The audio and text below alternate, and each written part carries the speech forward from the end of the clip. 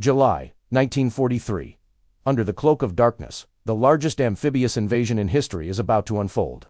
Not on the beaches of Normandy, that's still a year away. Tonight, the target is Sicily, the soft underbelly of Fortress Europe.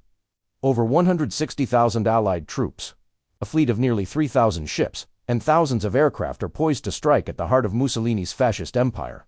But this is more than just a battle for an island. It's a high-stakes gamble, a complex web of deception, brute force, and political intrigue. The success or failure of this operation, codenamed Husky, will not only determine the fate of Italy, but could also dramatically alter the entire course of the Second World War. On one side, a determined Allied force. On the other, a crumbling regime led by a dictator clinging to power. What happens next will be a chaotic, brutal, and ultimately decisive chapter in the fight for Europe's freedom. Before the first boot hit the sand, the war for Sicily was fought in the shadows. The Allies needed to convince the Germans that their target was anywhere but Sicily. This led to one of the most brilliant and bizarre deception plans of the war: Operation Mincemeat. British intelligence took the body of a homeless man, Glenmore Michael, and gave him a new identity: Major William Martin of the Royal Marines. They dressed him in a uniform, chained a briefcase full of fabricated invasion plans to his wrist plans, pointing to Greece and Sardinia, and released his body off the coast of Spain, knowing it would be found by pro-German Spanish authorities. The bait was taken. German intelligence swallowed the deception hook, line, and sinker. High Command moved crucial panzer divisions away from Sicily to reinforce Greece, leaving the island dangerously exposed. A dead man had just handed the Allies their first, critical victory, without a single shot fired. On the night of July 9th, the real assault began. It was a symphony of chaos. Paratroopers from the American 82nd and British 1st Airborne Divisions were dropped behind enemy lines, but gale-force winds scattered them across the island like seeds in a storm. Some landed miles from their objectives, others directly into enemy positions, and many were lost to the sea. One American paratrooper, Sergeant Ross Carter, landed alone in a vineyard, armed only with a pistol and a knife. He spent the night evading patrols before linking up with a handful of other scattered soldiers. Together, this small, improvised group managed to cut communication lines and harass Italian patrols, sowing confusion and fear far beyond their numbers. Their scattered, desperate actions created the illusion of a massive, widespread airborne assault, paralyzing the initial Italian response. The invasion had begun not with a bang, but with whispers in the dark and isolated acts of incredible bravery. As dawn broke on July 10th, the main seaborne invasion force hit the beaches. The Americans, under General George S. Patton, landed on the southern coast, while the British and Canadians, led by General Bernard Montgomery, assaulted the southeast. The Italian coastal defenders, many of them poorly equipped and demoralized, offered sporadic resistance before surrendering in droves. In some areas, Italian soldiers greeted the invaders not with bullets, but with white flags and even cheers, exhausted by years of war and fascist rule. However, this was no walk in the park. At Gela, the American 1st Infantry Division faced a ferocious counterattack from German Hermann Göring Panzer Division and Italian Tiger tanks. For a terrifying few hours, the beachhead's fate hung in the balance. It was only the pinpoint accuracy of naval gunfire from offshore destroyers, turning the beach into a fiery kill zone, that shattered the Axis assault and secured the American foothold. The soft underbelly was proving tougher than expected.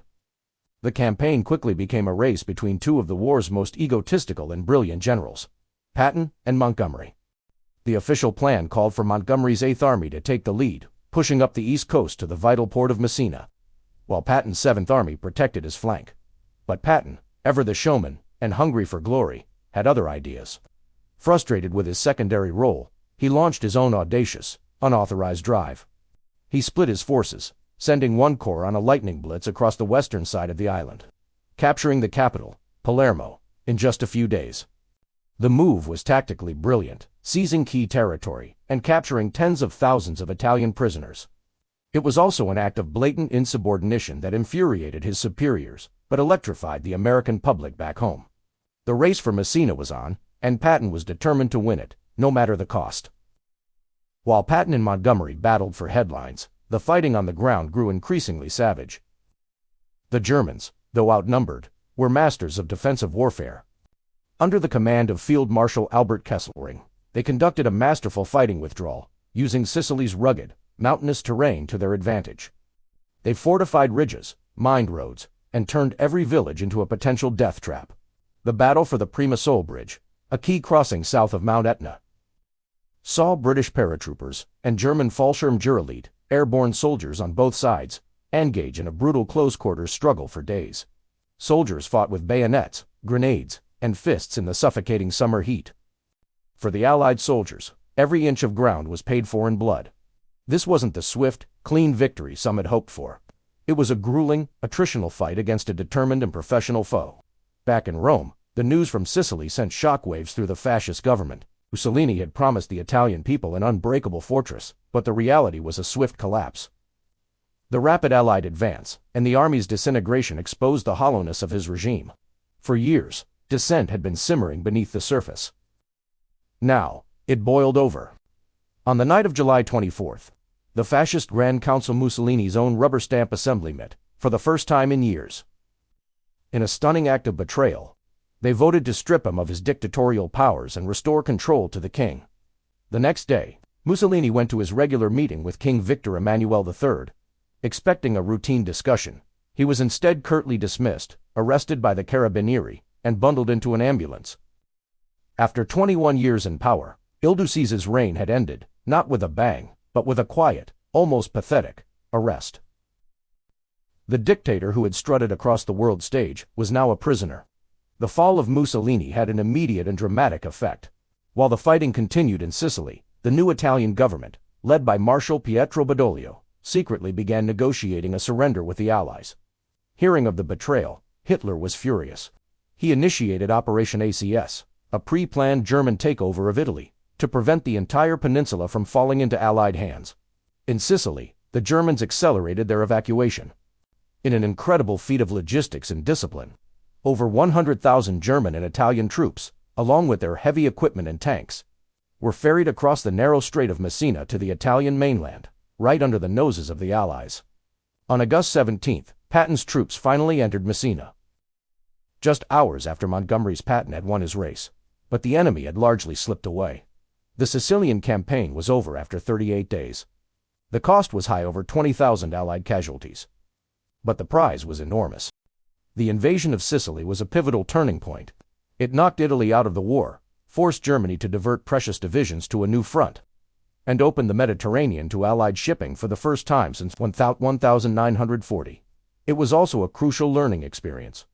The logistical challenges, the inter-service rivalries, and the difficulties of amphibious warfare provided invaluable lessons that would be applied less than a year later on D-Day.